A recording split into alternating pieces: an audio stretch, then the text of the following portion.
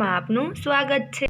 આજે આપણે ધોરણ 8 અંગ્રેજી વિષયમાં યુનિટ 3 આ ઓ આઉચની એક્ટિવિટી 6 રીડ ધ સ્ટોરી એમાં છે 2 બોયઝ ઇન અ જંગલ તેના વિશે વાત કરીશું। Amit was in Assam. He was staying with his friend Bhupen. Amit આસામમાં હતો તે તેના મિત્ર ભૂપેન સાથે રહેતો હતો।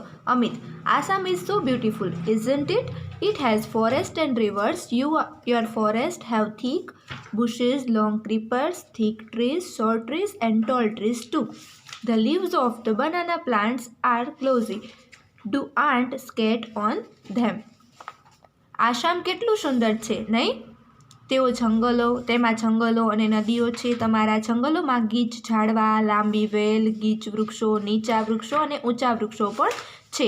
કેળના પાંદડા સુવાળા હોય છે। શું કીડીઓ તેમના પર સ્કેટ કરે? Bhupen: smiling: સર્ટનલી, they must have a lot of fun, haven't they? Bhupen હસતા હસતા: ચોક્કસ, તેમને ઘણી મજા આવતી હશે, નહીં? Amit: Why are all the trees so tall? શા માટે બધા જ વૃક્ષો આટલા બધા ઊંચા છે? Bhupen: They are tall because we get a lot of rain. The soil is very fertile. We have thick forest. Amit: We have tall trees in Dang too. We also have forests. Bhupen કહે છે કે તે ઊંચા છે કારણ કે અહીં ખૂબ વરસાદ હોય છે, જમીન ફળદ્રુપ હોય છે, અમારે ગાઢ જંગલો છે, અમારે ડાંગમાં પણ ઊંચા જંગલો છે, અમારે જંગલો પણ છે, એમ કે અમારે ડાંગમાં પણ ઊંચા વૃક્ષો હોય છે અને અમારે પણ જંગલ છે, અમિત એવું કહે છે। Bhupen: Gujarat is famous for lion, isn't it? એટલે કે ગુજરાત સિંહો માટે પ્રખ્યાત છે, નહીં? Amit: Yes, we have a lion sanctuary. We also have wild ass sanctuary, sloth bear sanctuary and many bird sanctuaries as well. Are there wild animal in Assam?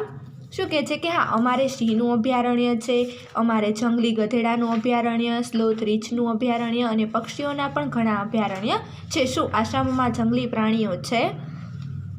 Bhupen: Oh yes, our Kaziranga is famous for one-horned rhino. It is the UNESCO World Heritage Site. It has elephant, wild buffaloes and swamp deer.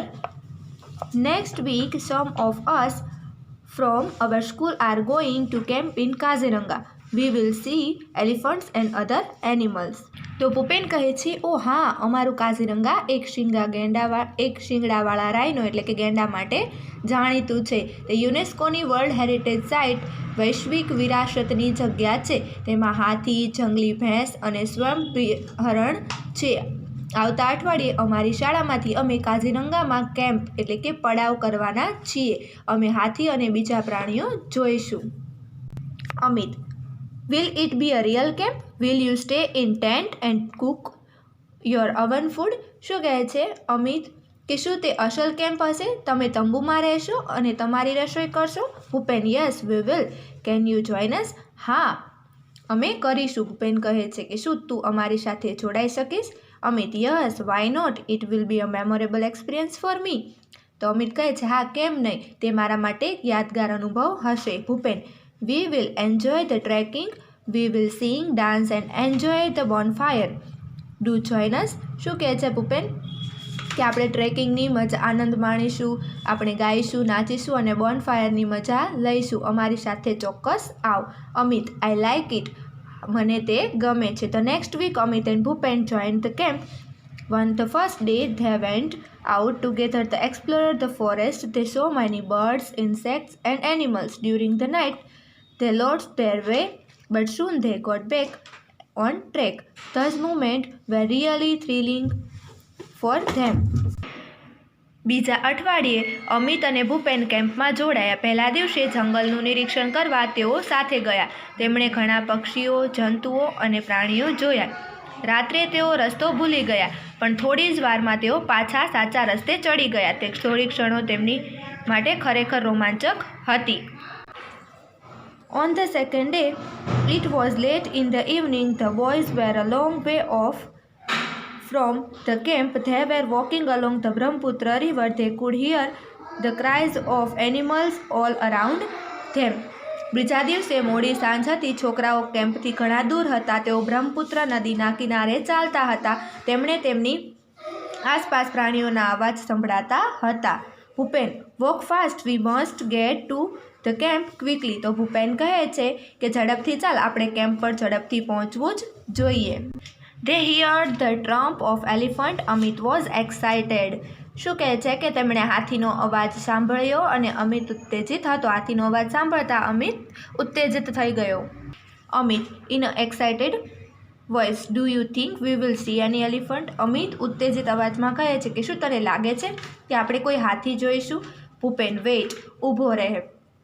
Suddenly Bhupen stopped and held up his hand. They stood still and instead thump, thump, thump. A big animal was coming towards them. It's an elephant, Bhupen whispered. They walked quickly on the grass and hid behind a big tree. A big black creature with white tusks, thick legs, big ears, small eyes and long trunk was coming towards them.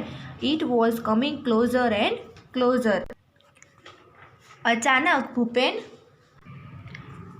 ઊભો રહ્યો અને તેનો હાથ ઊંચો કર્યો. તેઓ સ્થિર ઊભા રહ્યા અને સાંભળ્યું. થમ્પ થમ્પ થમ્પ. એક મોટું પ્રાણી તેમની તરફ આવી રહ્યું હતું.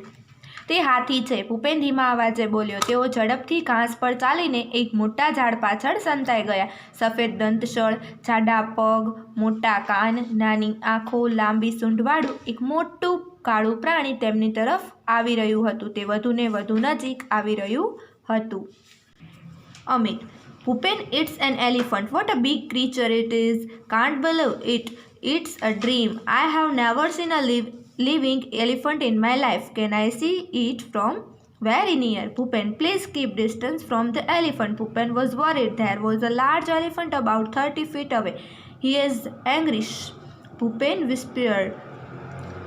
The elephant heard their voice. He smelled them too. He put his long trunk up in the air and trumpeted loudly. Bhupen and Amit could not move a bit. Bhupen was afraid, but Amit wasn't. He was enjoying himself. તો અમિત કહે છે કે ભૂપેન, આ તો હાથી છે. તે કેટલું મોટું પ્રાણી છે, હું માની શકતો નથી. આ એક સ્વપ્ન છે. મેં મારા જીવનમાં એક જીવતો હાથી કદી જોયો નથી. શું હું તેને ખૂબ નજીકથી જોઈ શકું? તો ભૂપેન કહે છે, મહેરબાની કરીને હાથીથી દૂર રહે. ભૂપેન ચિંતિત હતો. લગભગ 30 ફૂટ દૂર એક મોટો હાથી હતો. તે ગુસ્સામાં હતો. ભૂપેને ધીમા અવાજે કહ્યું. હાથીએ તેનો અવાજ સાંભળ્યો. તેમની ગંધ પણ તેને આવી. તેણે તેની લાંબી સૂંઢ હવામાં ઊંચી કરી અને જોરથી અવાજ કર્યો. ભૂપેન અને અમિત જરા પણ હલી શક્યા નહીં. ભૂપેન ભયભીત હતો, પણ અમિત નહોતો. તે મજા માણી રહ્યો હતો.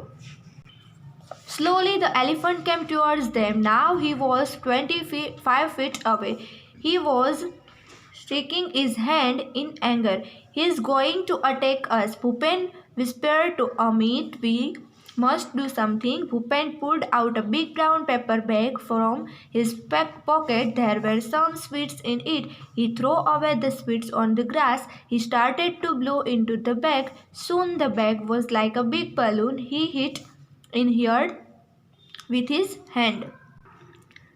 ધીમે ધીમે હાથી તેમની તરફ આવ્યો. હવે તે 25 ફૂટ દૂર હતો. તે ગુસ્સામાં તેનું માથું હલાવતો હતો. તે આપણા પર હુમલો કરશે. ભૂપેને અમિતને ધીમે કહ્યું. આપણે કંઈક કરવું પડશે. ભૂપેને તેના ખિસ્સામાંથી એક મોટી કથ્થાઈ કાગળની કોથળી કાઢી. તેમાં થોડી મીઠાઈઓ હતી. તેણે મીઠાઈ ઘાસમાં ફેંકી દીધી. તેણે કોથળીમાં હવા ભરવાનું શરૂ કર્યું. થોડી જ વારમાં કોથળી મોટા ફુગ્ગા જેવી થઈ ગઈ. તેણે તેના પર જોરથી મુક્કો માર્યો અને અવાજ આવ્યો, ફટાક.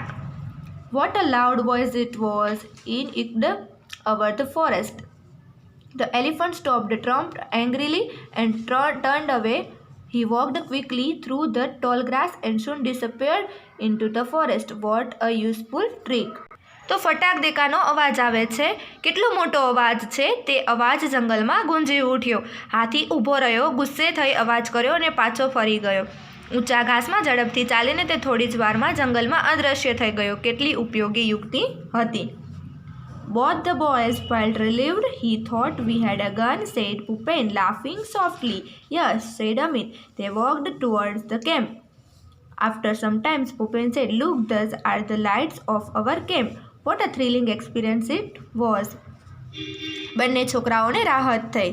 તેમને લાગ્યું કે આપણી પાસે બંદૂક છે. હાથીને એવું લાગ્યું હશે કે તેની પાસે બંદૂક છે. ધીમેથી હસતા ભૂપેન બોલ્યો. હા, અમિત બોલ્યો. તેઓ કેમ્પ તરફ ચાલવા માંડ્યા. થોડા સમય પછી ભૂપેન બોલ્યો, જો પેલી આપણા કેમ્પની લાઇટ છે. કેટલો રોમાંચક અનુભવ હતો તે.